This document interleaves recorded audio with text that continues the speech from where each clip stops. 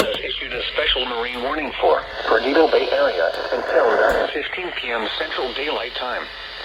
At 7:49 p.m. Central Daylight Time, a strong thunderstorm was located near Lillian Bridge, or 8 nautical miles north of Pensacola Pass, moving west at 10 knots. Hazard: wind gusts 34 knots or greater. Source: radar. Impact: small craft could be damaged and briefly higher winds and suddenly higher waves. Locations impacted include Lillian Bridge. Repeating, a special marine warning has been issued until 9:15 p.m. Central Daylight Time for the following marine locations: Perdido Bay area.